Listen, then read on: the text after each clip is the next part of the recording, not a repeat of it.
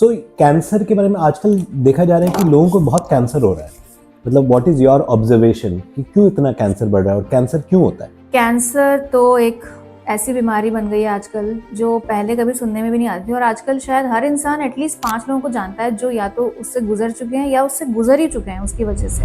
और कुछ चीज़ ऐसी लगी जिनको सुन के मैं बहुत सरप्राइज हुई। फॉर एग्जाम्पल, अगर हम एक आलू की बात करें, लेकिन जब हम उसको फ्राई करते हैं या ग्रिल करते हैं जिसमें वो पूरा रेड से लेकर ब्लैक तक हो जाता है, तब उसमें कुछ बनता है जिसे बोलते हैं एक्राइलामाइड्स। तो एक्राइलामाइड्स के जो डेरिवेटिव्स हैं, they are cancer causing because they damage the DNA which is the blueprint of our life. Female cancers हैं, उनमें बहुत बड़ा रोल है कि हम अपनी स्किन पे क्या अप्लाई कर रहे हैं। तो इतना मेकअप करती हैं तो all cancer causing? No no, not all of them are cancer causing, but हमें थोड़ा डिस्क्रिशन के साथ यूज़ करना चाहिए कि उसके जो इंग्रेडिएंट्स हैं, बहुत ही जो कुछ कंपनीज बहुत रिसर्च करके बना रही हैं प्रोडक्ट्स, तो हमें उन पे ध्यान देना चाहिए। एंड आई वुड से ऐसी कोई कंपनीज हैं जो आप बताना चाहेंगे कि इनके प्रोडक्ट सेफ हैं? हमें लगता है हर चीज़ फ्रेश खानी है, लेकिन ये बहुत ही कॉन्ट्राडिक्टरी बट ये बहुत ही मज़ेदार फैक्ट है। तो प्लीज़ ये ध्यान रखें जब भी हम खरीदें तो हमारा जो व्हीट है और राइस है वो एजड होना चाहिए, पुराना होना चाहिए, जितना पुराना उतना अच्छा है। नहीं, 1 से 2 साल के बीच। 1 से 2 साल के बीच। हाँ। Mango shake? मैंगो शेक नहीं। दूध और आम भी नहीं? दूध और फ्रूट्स नहीं। दूध और फ्रूट्स का कॉम्बिनेशन ही अच्छा नहीं। हाँ। तो जितने भी शेक्स हैं, mango shake, strawberry shake, watermelon shake, नहीं पीने चाहिए, नहीं खाने चाहिए। So we are here with Dr. Shreya Agarwal, who is a PhD from IIT Bombay in biomedical sciences. She is a personal health coach and has done as a speaker, and she has done over 320 speaker sessions all across the country. Health के बारे में बात करती हैं Dr. Shreya mostly. She is a certified naturopath, certified onco-nutritionist और naturopathy की practitioner है. So very warm welcome to Dr. Shreya. Welcome to the Viral Beat Show. Thank you so much, Veer. It's a pleasure to be here and I'm so excited for our conversation. तो हम बहुत बातें करेंगे health के बारे में, और आजकल फ्रेश और एक अवेयरनेस आ रही है कि है ना फ्रेश खाना चाहिए, तो उसके बारे में आप कुछ you had some thoughts around fresh vegetables and grains? तो हम सभी ये जानते हैं कि जितना हम फ्रेश वेजिटेबल्स और फ्रूट्स को देखने में लगता है कि, और अच्छा भी लगता है उन्हें खाकर, क्योंकि ऑफ कोर्स उनका जो हार्वेस्ट है उसके और हमारे खाने के बीच का जो टाइम है वो जितना कम होता है उतना ही वो हमें फ़ायदा करती हैं, क्योंकि टाइम के साथ में उसकी क्वालिटी और उसकी जो नरिशमेंट, जो उसकी नरिशिंग प्रॉपर्टीज़ वो कम होती जाती हैं। लेकिन ग्रेन्स पर, स्पेशली राइस एंड व्हीट की अगर हम बात करें, और काफ़ी सारे और भी ग्रेन्स, तो उनमें एजिंग इज़ वेरी इंपॉर्टेंट, क्योंकि गेहूं और चावल में, हाँ, क्योंकि जब हम उनको एज करते हैं तो उनकी जो सेल वॉल्स हैं वो लिग्निफाइड हो जाती है, मतलब उनमें ज़्यादा स्ट्रेंथ आ जाती है। उसकी वजह से क्या होता है कि उनका ग्लाइसेमिक इंडेक्स वो ऑलमोस्ट 5 to 10 पॉइंट से डाउन हो जाता है। और ये हम सभी जानते हैं कि ग्लाइसेमिक इंडेक्स ज़्यादा होने वाली जो चीज़ें हैं उनसे हमारी डायबिटीज़ में वो कंट्रीब्यूट करती हैं। शुगर लेवल बढ़ता है। हाँ, और डायबिटीज़ जल्दी होता है।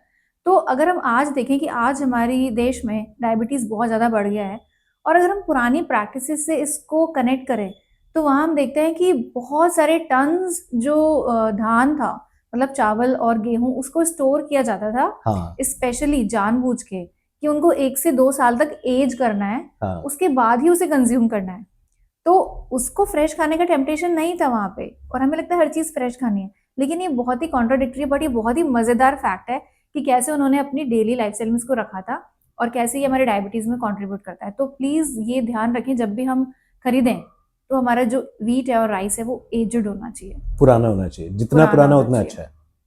नहीं, 1 से 2 साल के बीच। 1 से 2 साल के बीच। हाँ।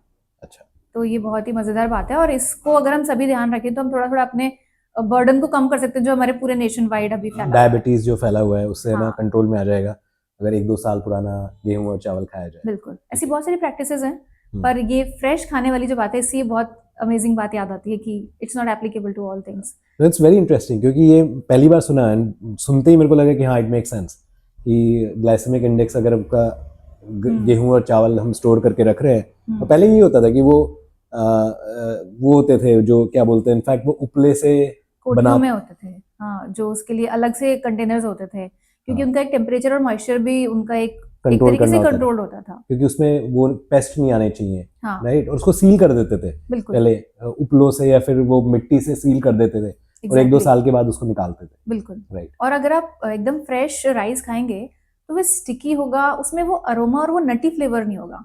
जब उसको रखते हैं इस तरीके से तो उसकी एक अलग सी उसमें एक अरोमा डेवलप हो जाती है हाँ। और वो ज्यादा फ्लफी और ज्यादा टेस्टफुल हो जाता है। तो टेस्ट भी और हेल्थ भी। हाँ, दोनों पुराने बिल्कुल। पुराने बहुत मजेदार बात बताई आपने। इसके अलावा कुछ और ऑडियंस को बताना चाहेंगे जो इंटरेस्टिंग है और जो कि मॉडर्न साइंस रीडिस्कवर कर रही है हमारे पुरानी प्रैक्टिसेस को? यहाँ पर एक बात जो मुझे याद आती है वो ये है कि आजकल आपने नोट किया होगा ऑटो इम्यून डिजीजेस बहुत बढ़ रही है। हाँ। तो what is auto immune? Auto मतलब सेल्फ एंड इम्यून सिस्टम हम सभी जानते हैं। तो बॉडी का डिफेंस मैकेनिज्म अपने आप के ही अगेंस्ट काम कर रहा है। तो ऐसा क्यों हो रहा है? क्यों हमारी जैसे देश की सेना अगर अपने नागरिकों को मारने लगे तो it is such a chaotic situation, like internal curfew लगा है। हाँ। तो ऐसा क्यों हमारे बॉडीज में ऐसा क्या हो गया है कि बॉडी ऑटो इम्यून कंडीशन की तरफ जा रहा है? इसका एक बहुत बड़ा रीजन है कि हम नेचर की जो साइकिल्स हैं, नेचर की जो जिसको ऋतुएं कहते हैं हमारे आयुर्वेद में या पुराने समय की भाषा में ऋतुएं। तो ऋतु चक्र एक होता है, उसका एक सिस्टम होता है कि कौन से समय क्या खाना है। आज हमें सर्दी में भी भिंडी मिल रही है और गर्मी में भी हमें गोभी मिल रही है। बॉडी इज अटरली कंफ्यूज्ड क्योंकि नेचर वो चीज तब देती है जब उसे वो खिलानी है अपने बच्चों को। तो the genes are not preoccupied, the genes are not ready to digest it properly. हमें रात में अगर दही नहीं खाना है जो हमारे माइक्रोबायोम को डिस्टर्ब कर सकता है, ऐसे बहुत सारे कॉम्बिनेशंस हैं जो कि समय के हिसाब से हैं। तो ऑटोइम्यून का मतलब यही, the body is constantly trying to understand कि मेरे तो अभी जीन्स शट ऑफ करके बैठा था बट इसको मुझे अभी काम करना है, तो उस जीन्स को बेचारे को धक्का मार के जगाया जा रहा है। तो there is a internal ruckus and this is why the autoimmune conditions are so rampant nowadays. Interesting. तो अभी है ना, किसी भी टाइम आप कोई भी आपको फूड मिलता है तो उसकी वजह से यू आर सेइंग कि this is a big cause कि ऑटो इम्यून डिजीजेस बढ़ती जा रही है। अब हम रात को 1 बजे भी पूरी सब्जी खा सकते हैं क्योंकि मम्मी तो है नहीं जो बोल देगी कि बेटा अभी तुम सो जाओ। उस टाइम हम ऑर्डर कर सकते हैं। अभी तो 24/7 एग्जैक्टली। तो ना तो हम सर्कैडियन रिदम जो कि 24 घंटे की साइकिल है ना हम उसका ध्यान रख रहे हैं, ना हम एनुअल रिदम का ध्यान रख रहे हैं। तो रिदम्स के साथ में जब हम बॉडी को वो देते हैं जो इजीली अवेलेबल है तब बॉडी उसको ठीक से प्रोसेस करता है। Otherwise there is a lot of toxin buildup. And जैसे कहते हैं कि मक्खियां जो है वो अगर कचरे का ढेर है तो वो अपने आप आएंगी। सो हम बोल देते हैं नहीं इन्फेक्शन हो गया था या कुछ भी हो गया था, हम एस्क्राइब करते हैं बाहर के एक्सटर्नल फैक्टर्स पे। But why are you having that ढेर in your body which attracts all these bugs? So it is all about cleaning yourself, and when you eat right thing at the right time, तो automatically the body gets rid of all these things automatically. Interesting. तो basically ऋतु का फल, जिस season का जो फल सब्जी है वही खाना चाहिए। और दिन का भी ध्यान रखना चाहिए कि सुबह क्या खाना है, शाम को क्या खाना है। तो बोथ द 24 आवर रिदम जो सर्कैडियन रिदम है और ईयरली रिदम दोनों का ध्यान रखना चाहिए खाते वक्त। इसलिए आज के बच्चों को ये पता होना चाहिए कि एक्चुअली ये सब्जी इस सीजन की है ही नहीं, पर आज उन्हें नहीं पता क्योंकि सब कुछ हर समय मिल रहा है बिकॉज ऑफ बेटर लॉजिस्टिक्स या कोल्ड स्टोरेज या फिर हमारी agro practices. So we are using our own intelligence against ourselves. Right. इसके अलावा पहले तो लुनार साइकिल का भी ध्यान रखा जाता था एंड दैट इज व्हाई तिथि की इस पर्टिकुलर डेट पे। So you know that is still under more exploration. चंद्र जिस तरह चक्कर काटता है तो उसके बेसिस पे एग्जैक्टली फूड डाइट होती थी। जैसे कि मून का एक पर्टिकुलर ग्रेविटी होता है, जैसे कि हम बोलते हैं कि टाइडल वेव्स होती हैं। तो पर्टिकुलर सीजन में जैसे अगर पूर्णिमा है तो उस समय there is more cooling, there is more gravity, उस समय अलग चीजें खाई जाती है। स्पेशली जो विमेन का साइकिल होता है it corresponds exactly menstrual cycle with the lunar cycle 28 lunar cycle 28-30। तो विमेन्स हेल्थ में इसका बहुत ज्यादा था कि किस टाइम पे उनको खाना है एंड उनका बहुत एक सिंक अप होता था मून के साइकिल्स के साथ में। वो पूरा डिस्टर्ब हो गया because we are so under so much of light pollution and we are under so much of other hormone disturbing elements in our personal care. तो ये एक फील्ड है जो अभी थोड़ा इवॉल्व हो रहा है, लोग समझना चाह रहे हैं इसको कि एक्चुअली क्या होता है। But what I am saying is that people were absolutely in sync with how nature is giving the signals. और ये एक बहुत ही अच्छी बात थी क्योंकि हमें बहुत कुछ फिर भागना नहीं पड़ता था इधर उधर अपनी हेल्थ के लिए। So women's menstrual cycles were in sync with the lunar cycle, but वो अब डिस्टर्ब हो चुके हैं अच्छी तरह से। हाँ, बहुत ज़्यादा डिस्टर्ब हो चुके हैं।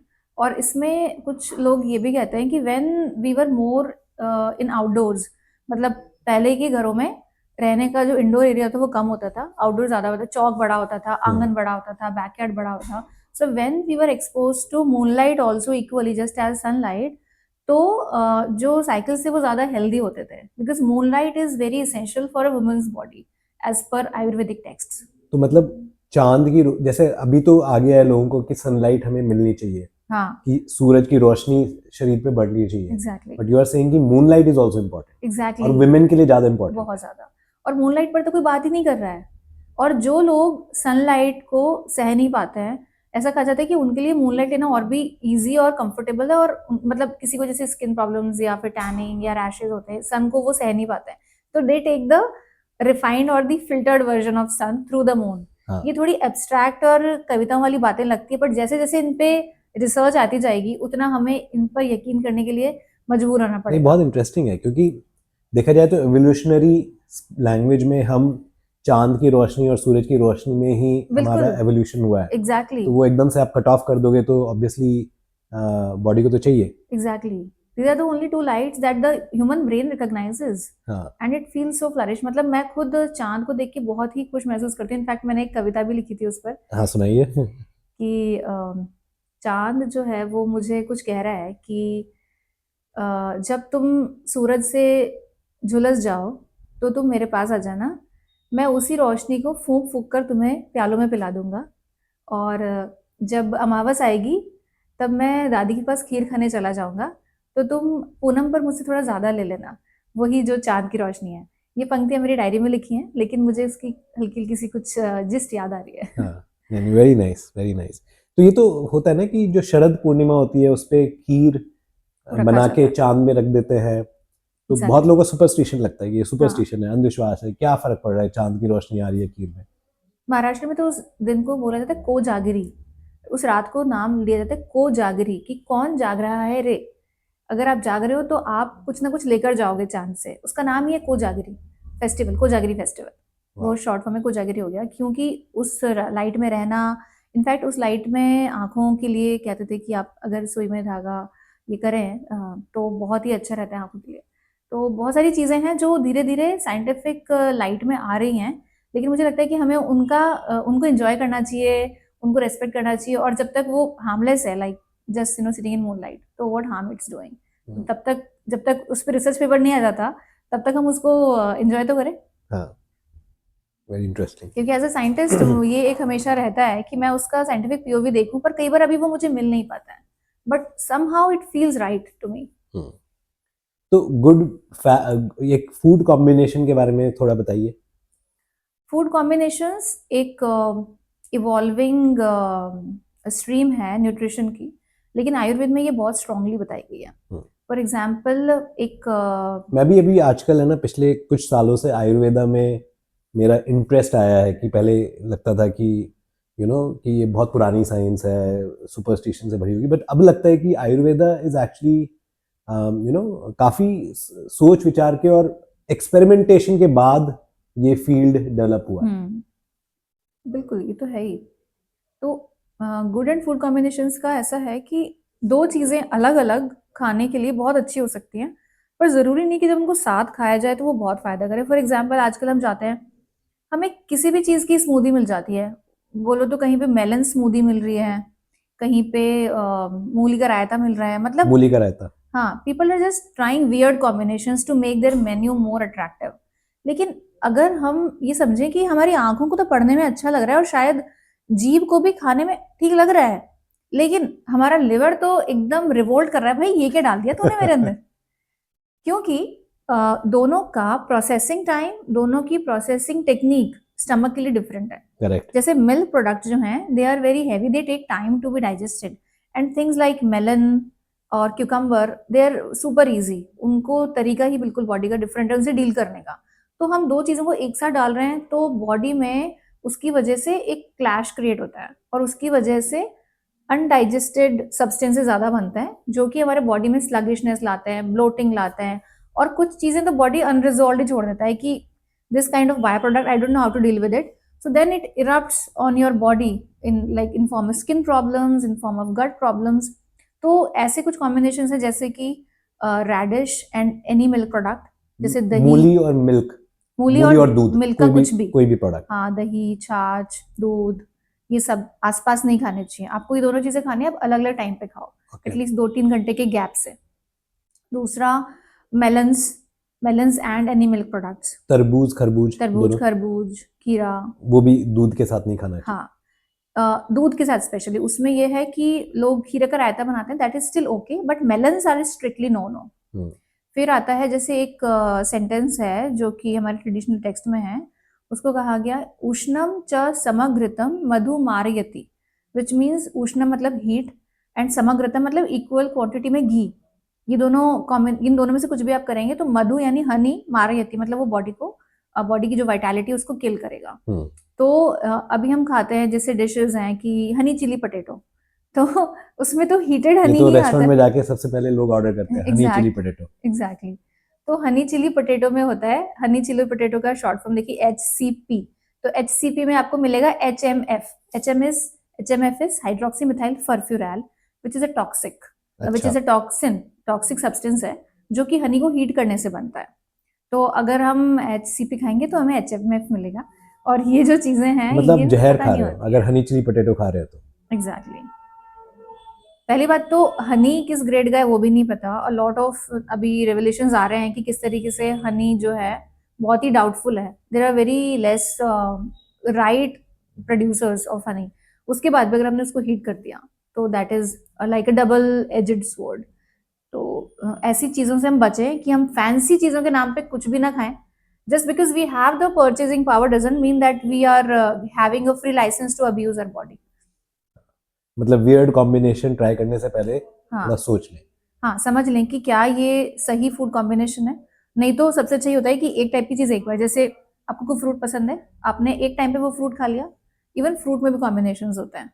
तो जैसे कि मिल्क चाट बनाते, मतलब हम क्रीम बनाते हैं, फ्रूट क्रीम। हाँ। तो सब तरह के फ्रूट डाल दिए उसमें, उसी में हमने मलाई डाल दी।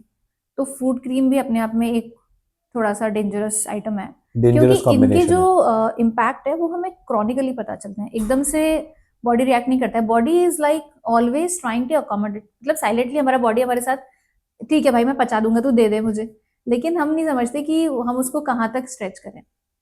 तो मैंगो शेक मैंगो शेक नहीं, नहीं, दूध और आम भी नहीं, दूध और फ्रूट्स नहीं। दूध और फ्रूट्स का कॉम्बिनेशन ही अच्छा नहीं। हाँ तो जितने भी शेक्स हैं, mango shake, strawberry shake, watermelon Exactly. Shake, नहीं पीने चाहिए, बिल्कुल नहीं भी खाने चाहिए, बिल्कुल भी नहीं। बिल्कुल भी नहीं। आप बता रहे थे कि जब बच्चा पैदा होता है तो उसका न्यूट्रिशन बेली बटन से आता है, तो उसके बेसिस पे कुछ आजकल नए ट्रीटमेंट्स आ रहे हैं, उसके बारे में आप बता रहे थे। हाँ, तो कैसा है कि आपने सुना होगा गट ब्रेन एक्सेस, हाँ कि हमारा जो मूड है वो हमारे डाइजेशन को इम्पैक्ट करता है, और जो हमारा जो डाइजेशन है वो हमारे कॉग्निशन, हमारे इम्पैक्ट, मतलब हाँ, अब ये पूरे ब्रेन बहुत को इम्पैक्ट करता है। एक्सेप्ट हो रहा है कि ब्रेन का और गट का स्ट्रॉन्ग कनेक्शन है। हाँ, सेकंड ब्रेन कहा जाता है हमारी गट को। हाँ। और सेकंड ब्रेन क्यों कहा जाता है? क्योंकि पूरे बॉडी में सबसे बड़ा जो नर्व्स का, गैंग्लियंस का एक जो नेटवर्क है वो सबसे ज्यादा है यहाँ पर।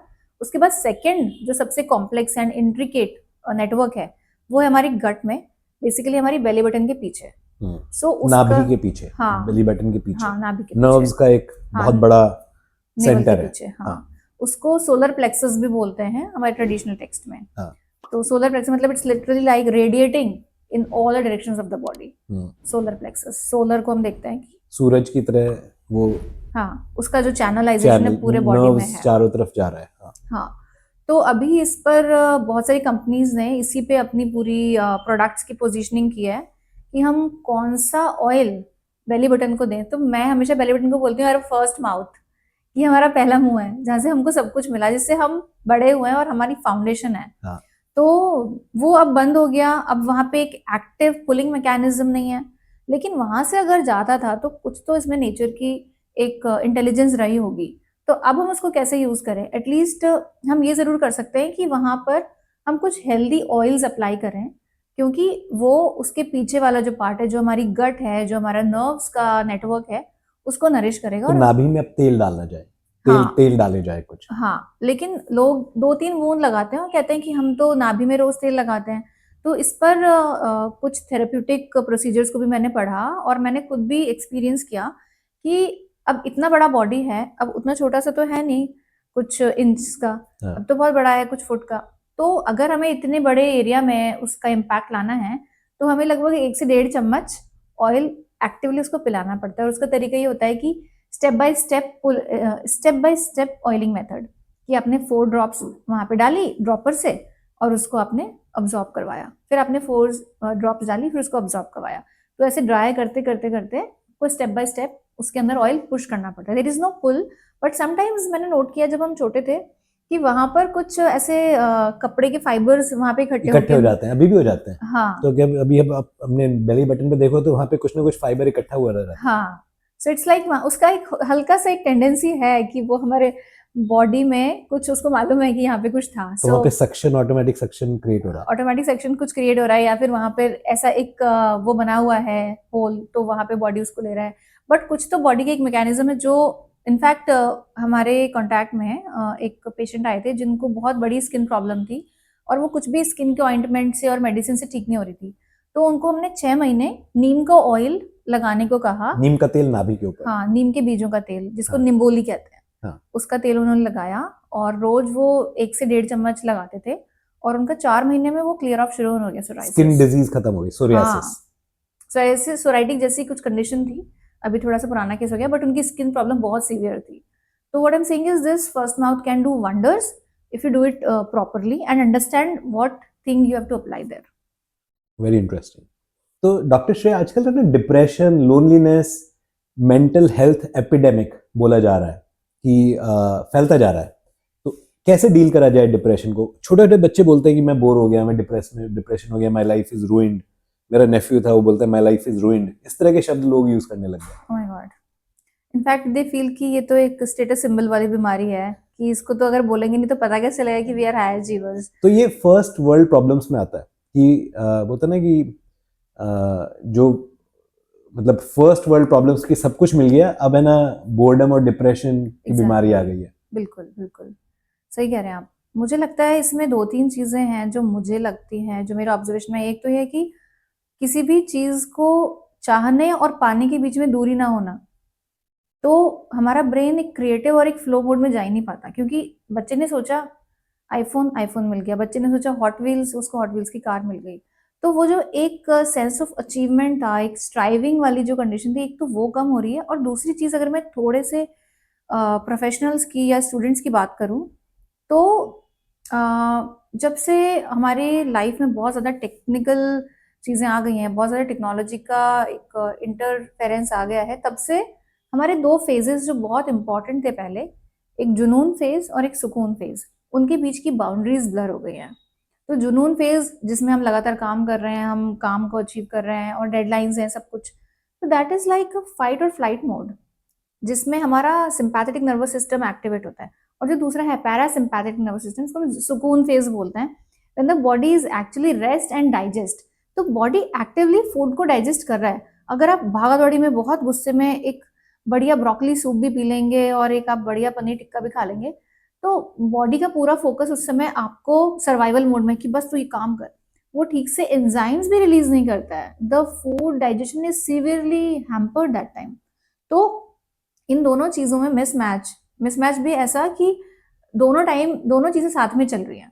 लोग, बच्चे तो आजकल टीवी देखते हुए खाना खाते हैं, उसके बिना खाना ही नहीं खाते हैं। हाँ, या फिर मम्मी फोन दो तभी। और जितने भी यहाँ पे लोग हैं, सब लोग डाइनिंग टेबल बैठे रहते हैं, फोन देखते रहते हैं और खाना खाते हैं। एग्जैक्टली। तो एंटरटेनमेंट एक अलग चीज है कि आप कुछ हल्का फुल्का देख रहे हो, आप हंस रहे हो, तो एक अलग बात है। लेकिन बॉडी जो है, मुझे तो याद है मम्मी बताती हैं कि उनकी जो दादी थी वो खाना भी ऐसे खाती थी कि एकदम एकांत में अलग जाके पूरा अपना एक क्लोज करके, या फिर अपनी जो दुपट्टा था उसको ऐसे करके कि मेरा एक अलग जोन है।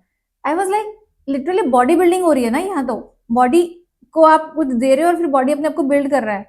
तो रॉ मटेरियल्स को आप इतनी शिद्दत और इतने प्यार से खाते थे, और आजकल हम 10 दिन के बीच में भागते हैं कि बस मेरा ये आज का प्रोटीन मिला है मुझे ये लेना है, बस ये मेरा स्मूदी बोला है मुझे ये लेना है। तो हम जुनून और सुकून फेज को जब तक सेग्रीगेट नहीं करेंगे तब तक मेंटल हेल्थ प्रॉब्लम्स ऐसी बढ़ती रहेंगी, क्योंकि बॉडी खुद इतना कंफ्यूज है कि मैं अभी पैरा को ऑन करूं या मैं सिंपैथेटिक को ऑन करूं। और इस वजह से बहुत इंटरेस्टिंग बात बताई आपने। सुकून फेज अलग है, उसको सुकून में रखे, रेस्ट एंड डाइजेस्ट। हाँ, एंड जुनून, पर्पस, एक्टिविटी वो अलग है, दोनों को मिक्स एंड मैच ना करें। एग्जैक्टली, क्योंकि बॉडी कुछ भी ठीक से अकम्प्लिश नहीं कर पाता उसका। और जो रेस्ट है, मतलब स्लीप इज नॉट जस्ट एक हॉरिजॉन्टल आप ले डाउन हो गए, उसको स्लीप नहीं कहा जाता। Sleep is rejuvenative rest, it literally is that. Rejuvenative rest को हम स्लीप कहते हैं, बस पड़ जाने को हम नींद नहीं कहते। तो हम उस समय भी काम कर रहे हैं जब सो रहे हैं, और जब हम काम कर रहे हैं तभी हम सो रहे हैं। तो दोनों चीजें साथ में ही चल रही हैं। काम के बीच में एक 10 मिनट पावर नैप ले ली, ठीक है, नैप किसी इंपॉर्टेंट सर्कमस्टांसिस में लेनी होती है तो लें, लेकिन ये बहुत ज़्यादा प्रॉब्लमेटिक है कि नर्वस सिस्टम को हमने कंफ्यूज कर दिया है अपने इतनी ज़्यादा टेक्निकल लाइफ की वजह से। तो इसकी वजह से आप बोल रहे हो कि मेंटल हेल्थ प्रॉब्लम्स हो रही है, डिप्रेशन हाँ, वगैरह हो रहा है, क्योंकि गट हेल्थ ठीक नहीं है। गट हेल्थ ठीक नहीं है तो माइंड पर उसका इम्पैक्ट आ रहा है, जैसे हमने बात की कि गट ब्रेन एक्सिस हमेशा कनेक्टेड रहते हैं। और दूसरा, हम पूरी तरह अनवाइंड नहीं कर पाते हैं खुद को, तो हम बेसिकली कंप्लीट रेस्ट नहीं लेते हैं, तो एक लेवल ऑफ एजिटेशन बना रहता है। हम अपने ग्राउंड लेवल पे कभी पूरी तरह जा ही नहीं मतलब पाते। सुकून फेज, जो बॉडी की सुकून फेज है, जहाँ हाँ, पे सुकून मिलना हाँ, चाहिए, तो हम सुकून फेज में पहुंच ही नहीं पाते। हाँ, एग्जैक्टली। सो कैंसर के बारे में आजकल देखा जा रहा है कि लोगों को बहुत कैंसर हो रहा है, तो उसके डाइट और मतलब व्हाट इज योर ऑब्जर्वेशन कि क्यों इतना कैंसर बढ़ रहा है और कैंसर क्यों होता है? कैंसर तो एक ऐसी बीमारी बन गई है आजकल जो पहले कभी सुनने में भी नहीं आती थी, और आजकल शायद हर इंसान एटलीस्ट 5 लोगों को जानता है जो या तो उससे गुजर चुके हैं या उससे गुजर ही चुके हैं उसकी वजह से, या फिर उनको अभी डिटेक्ट हुआ है। तो मुझे मैंने जब मैंने अपनी रिसर्च और स्टडी की, तो मुझे कुछ चीज़ें बहुत ही वो लगी जो मुझे इंट्यूशन था, और कुछ चीज़ें ऐसी लगी जिनको सुन के मैं बहुत सरप्राइज हुई। तो मेरी ये जर्नी 2007 में शुरू हुई, जब मैं फील्ड वर्क में थी और मैं टाटा मेमोरियल हॉस्पिटल जाती थी। वहाँ छोटे-छोटे बच्चों को देखकर मुझे लगता था कि इम्यून सिस्टम इनका तो इतना रोबस्ट है, अभी तो they are like so young, तो इन्हें क्यों हो रहा है? छोटे बच्चों को कैंसर? बहुत, पीडियाट्रिक कैंसर बहुत ज़्यादा हो रहा था। इनफैक्ट शायद तब से मेरा ध्यान लाइफ़स्टाइल चेंजेस पे गया, क्योंकि by training I am a scientist, लेकिन कहीं न कहीं जो होलिस्टिक हेल्थ पे मेरा रुझान था, वो छोटे बच्चों में कैंसर देख के ही बढ़ा। तो एक तो यहाँ पर वही फैक्ट आता है कि हम जो हर चीज़ को आजकल मिमिक करने में लगे हैं। वनीला फ्लेवर है, मिमिक करो, येलो कलर है, मिमिक करो।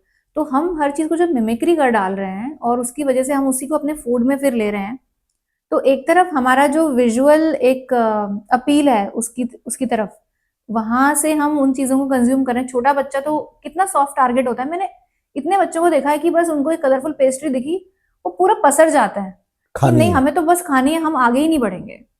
और उनके मम्मी पापा बोलते हैं नहीं बेटा, पर वो ऐसा तमाशा खड़ा कर देते हैं वहां पे, क्योंकि ऑफ कोर्स ह्यूमन ब्रेन, एक young human brain artificial colours, vibrant colours को देख के बिल्कुल मचल जाता है। तो उसकी वजह से वहां पर बच्चों का आर्टिफिशियल कलर्स और फ्लेवर्स का कंजम्पशन बहुत ज़्यादा है। दूसरा, फूड की प्रोसेसिंग। फॉर एग्जाम्पल अगर हम एक आलू की बात करें, तो आलू को स्टीम करना वर्सेस उसको फ्राई करना वर्सेस उसको बेक करना वर्सेस उसको उबालना, बॉईल कर, हाँ, तो boiling, steaming, frying, baking, grilling, बहुत सारे मोड्स होते हैं। तो हर मोड का एक अलग इम्पैक्ट होता है उसके न्यूट्रिशनल प्रोफाइल पे। अगर हम उसको बॉईल करते हैं, which is the commonest method to process, तो सारे जो वाटर सोल्यूबल मिनरल्स हैं, जो वाटर सोल्यूबल न्यूट्रिएंट्स हैं, वो निकल जाते हैं। तो बेचारा आलू बदनाम हो जाता है, वो स्टार्च का एक गोला बन के रह जाता है, जबकि वो वैसा था नहीं ओरिजिनली। लेकिन जब हम उसको फ्राई करते हैं या ग्रिल करते हैं, जिसमें वो पूरा रेड से लेकर ब्लैक तक हो जाता है, तब उसमें कुछ बनता है जिसे बोलते हैं एक्राइलामाइड्स। तो एक्राइलामाइड्स के जो डेरिवेटिव्स हैं, they are cancer causing because they damage the DNA which is the blueprint of our life.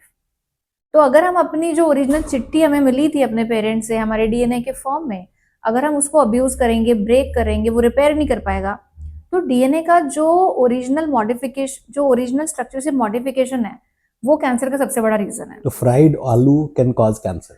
Fried आलू से ज्यादा मैं कहूंगी जब आलू काला हो जाता है, जैसे हम उसको बारबेक्यू करते हैं, तो स्पेशली ये चीज स्टार्ची जो प्रोडक्ट्स हैं, और उसमें भी खासकर मक्का, मेज, कॉर्न एंड आलू, इन चीजों में जब भी हम इनको ब्लैक कर देंगे कि ग्रिल्ड, स्मोकी, मतलब we are taking it as a तो जो फ्लेवर। भुट्टा होता है वो भी काला हो जाता है जब भुट्टा? एग्जैक्टली, मैं हमेशा सबको यही कहती हूँ जो भी मेरे कांटेक्ट में आता है, कि भुट्टे को आप बॉईल करके खाओ, ना कि आप उसको काला करके पूरा छिलका उसको आप जला के खाओ। हम जले हुए का मजा ले रहे हैं और बॉडी को मिल रही है सजा, तो ये हमारा मजा जो बॉडी के लिए सजा में कन्वर्ट हो जाता है।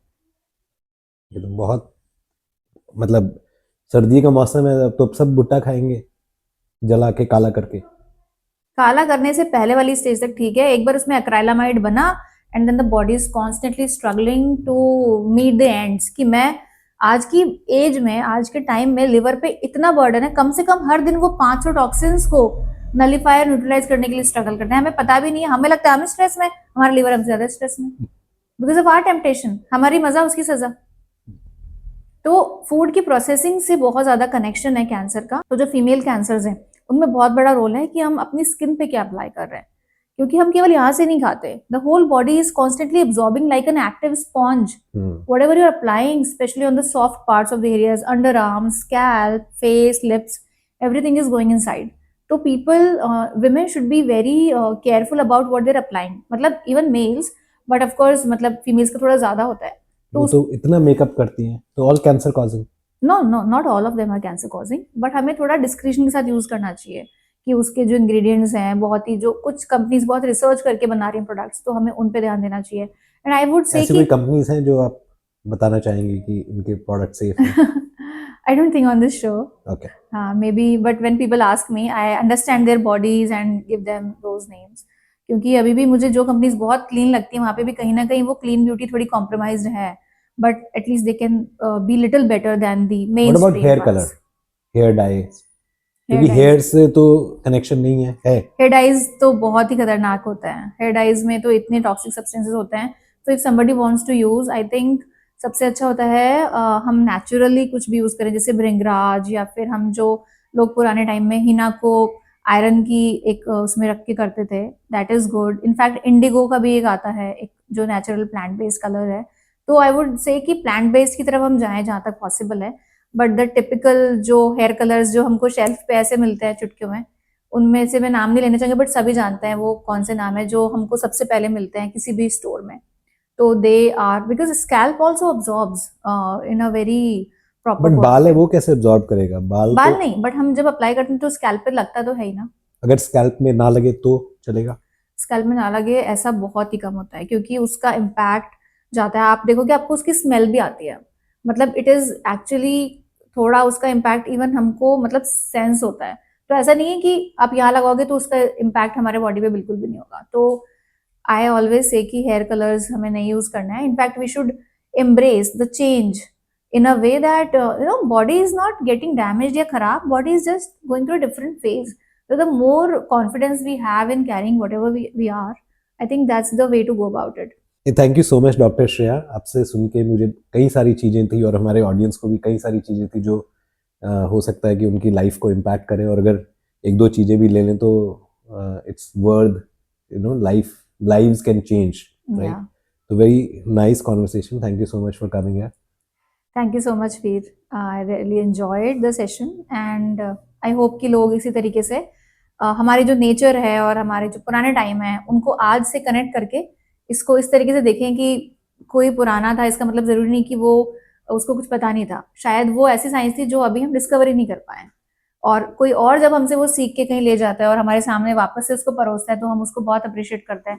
बट हम खुद अपनी जो स्ट्रेंथ्स हैं उनको वैल्यू और रेस्पेक्ट नहीं कर पाते। बस यही एक मेरा एक कोर मैसेज है। Thank you so much. Thank you.